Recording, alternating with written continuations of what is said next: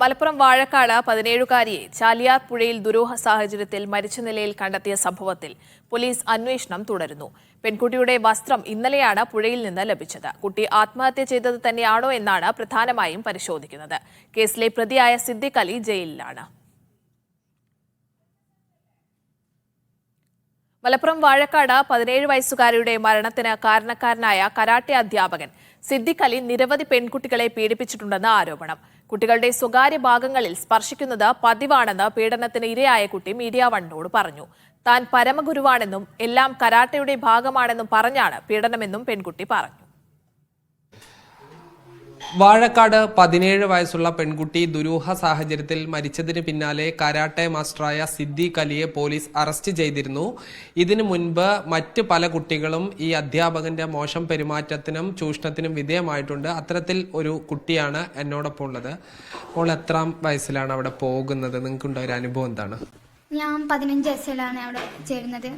അപ്പോൾ കൊറോണ ആയതുകൊണ്ട് സ്കൂളിൽ ക്ലാസ് ഇല്ലാത്തതുകൊണ്ട് ഞങ്ങളോട് പറഞ്ഞ് ബെൽറ്റ് എടുക്കണം എന്നുണ്ടെങ്കിൽ കൊറോണ ആണെങ്കിലും അല്ലെങ്കിലും ബെൽറ്റ് എടുക്കണം എന്നുണ്ടെങ്കിൽ വാഴക്കാട് ഊർക്കടവ് ഈ ക്ലാസ്സിൽ ചെല്ലണം എന്ന് പറഞ്ഞിട്ടുണ്ടായിരുന്നു. അങ്ങനെയാണ് അവിടെ എത്തിപ്പെടുന്നത്. അവിടെ എത്തിയതിന് ശേഷം ഫസ്റ്റ് തന്നെ ഞങ്ങളെ പഠിപ്പിച്ചത് പരമഗുരു എന്താണെന്നുള്ളതായിരുന്നു. അവിടെ ബോർഡിൽ എഴുതി വെച്ചതായിരുന്നു പരമഗുരു എന്ന് പറഞ്ഞിട്ട്. പരമഗുരു എന്ന് പറഞ്ഞാൽ നമ്മളെ മനസ്സിലുള്ള കാര്യങ്ങൾ നമ്മൾ പറയാതെ തന്നെ അറിയാൻ കഴിവുള്ള ഒരാളാണ് പരമഗുരു. ഈ പരമഗുരുവിൻ്റെ സാന്നിധ്യം കിട്ടിയാൽ മാത്രമേ ജീവിതത്തിൽ വിജയിക്കാൻ കഴിയുള്ളൂ.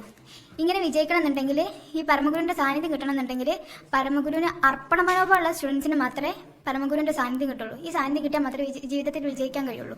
ഇത് പറഞ്ഞ് വിശ്വസിപ്പിച്ചാണ് ഞങ്ങളെ ഫസ്റ്റ് തന്നെ കരാട്ടെ ക്ലാസ്സിലേക്ക് ചേർക്കുന്നത്. അപ്പോൾ നമ്മൾ എന്ത് ചെയ്യുമ്പോഴും നമ്മളെ മനസ്സിലെന്താ വരിക? പരമഗുരു ആണ്, ഇതിങ്ങനെ ചെയ്താൽ മാത്രമേ നമുക്ക് വിജയിക്കാൻ പറ്റുള്ളൂ. അത് ആ വയസ്സിൽ ചെറിയ കുട്ടികളെയാണ് പറഞ്ഞ് പറ്റിക്കുന്നത്. എന്നതിന് ശേഷം പിന്നെ ഞങ്ങൾക്കൊരു ഉദാഹരണം കാണിച്ചു തന്നു. ഒരു മിസ്സിനെ വിളിച്ചിട്ട് മിസ്സിനോട് വരാൻ പറഞ്ഞു. എന്നിട്ട് മിസ്സിനോട് ചോദിച്ചു, എനിക്കൊരു ഉമ്മ തരുമോ എന്ന് ചോദിച്ചു. മിസ്സ് കൊടുത്തു, ലിപ്പിന് കൊടുത്തു. ഇത് കണ്ടിട്ട് ഞങ്ങളോട് പറയുകയാണ്, സാറ് ഇങ്ങനെ ആവണം നിങ്ങളും. ആ മിസ്സാണ്. അപ്പോൾ സീനിയേഴ്സ് ഇതാണ് ചെയ്തുകൊണ്ടിരിക്കുന്നത്. സീനിയേഴ്സ് ഞങ്ങൾക്ക് കാണിച്ചു തരുന്നത് ഇതാണ്. അപ്പം ഞങ്ങളും അതേപോലെ ആദ്യമൊക്കെ നിന്നു കൊടുക്കായിരുന്നു. കാരണം ഞങ്ങൾക്ക് അറിയൂല, എട്ടും പൊട്ടും തിരിയാത്ത പ്രായമാണ്.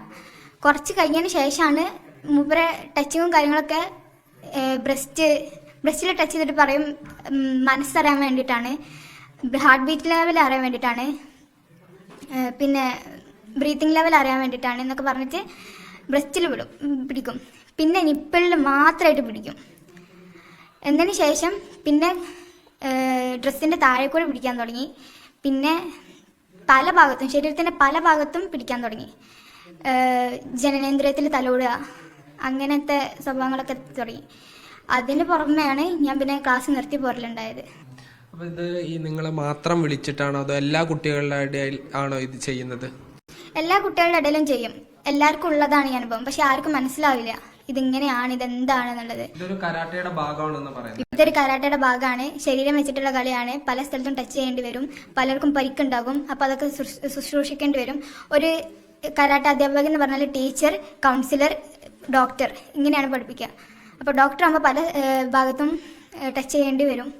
പിന്നെ എന്നെ പേഴ്സണലി താഴേക്ക് ഒറ്റയ്ക്ക് വിളിച്ചിട്ടുണ്ട്. പക്ഷെ ഞാൻ പോയിട്ടില്ല. വിളിച്ചിട്ടുണ്ടായിരുന്നു. ജ്യൂസ് ഉണ്ടാക്കാൻ വേണ്ടിയിട്ടാണ് എന്ന് പറഞ്ഞിട്ട് വൈഫില്ലാത്ത നേരം നോക്കിയിട്ട് വീടിൻ്റെ താഴേക്ക് ഷർട്ട് ഇടാതെ, സാറൊന്നും ഷർട്ട് ഇട്ടില്ല, ഷർട്ട് ഇടാതെ എന്നെ താഴേക്ക് വിളിച്ചിട്ടുണ്ടായിരുന്നു. അപ്പോൾ ഏതെങ്കിലും തരത്തിൽ ഇപ്പോൾ നിങ്ങളുടെ ഈ പ്രൈവറ്റ് പാർട്സിലൊക്കെ ഈ സ്പർശിക്കുമ്പോൾ വേണ്ടാന്ന് പറയാം, അങ്ങനെ എന്തെങ്കിലും ചെയ്താൽ എന്തായിരിക്കും റെസ്പോൺസ്? എന്തായിരിക്കും? വേണ്ടെന്ന് പറയാൻ പാടില്ല. അവിടെ എല്ലാം ചെയ്യണം. ഇക്കിളി ആക്കുമ്പോൾ പോലും ഈവൻ നമ്മൾ ഇക്കിളി ആവേണ്ടെന്ന് പറയാൻ പാടില്ല. കാരണം എങ്ങനെ വെച്ചാൽ നമ്മളെ ഗുരുവിൻ്റെ നമ്മൾ സ്വന്തം ശരീരത്തെ പോലെ കാണണം. നമ്മളെ ഇക്കിളിയാക്കുമ്പോൾ നമുക്ക് ഇക്കിളി ആവില്ലല്ലോ, വേറെ ആൾ ഇക്കിളിയാക്കുമ്പോഴല്ലേ ഇക്കിളി ആവുള്ളൂ. ഇത് പറഞ്ഞിട്ടാണ് ഞങ്ങളെ പഠിപ്പിക്കുന്നത്.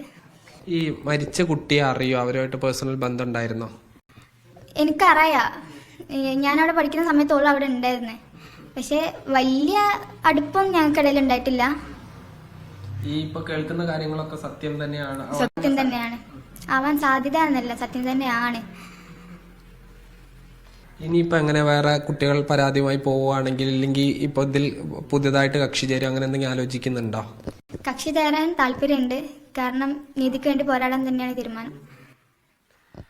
ഒരുപക്ഷെ നമുക്കെല്ലാം തന്നെ അന്താളിപ്പുണ്ടാക്കുന്ന കാര്യങ്ങളാണ് ഈ കുട്ടി പറഞ്ഞത്. 6ഉം 7ഉം വയസ്സുള്ള കുട്ടികൾ ഉൾപ്പെടെയാണ് ഈ കരാട്ടെ ക്ലാസ്സിൽ പഠിക്കുന്നത്. ആ കുട്ടികളെ ഉൾപ്പെടെ ഈ പരമഗുരു എന്ന ഒറ്റ കാര്യം പറഞ്ഞുകൊണ്ടാണ് ഈ രീതിയിൽ വഞ്ചിക്കുന്നത്. ക്യാമറ പേഴ്സൺ ജിഷ്ണു മീനങ്ങാടിക്കൊപ്പം സാജിദ് അജ്മൽ, മീഡിയ 1 മലപ്പുറം.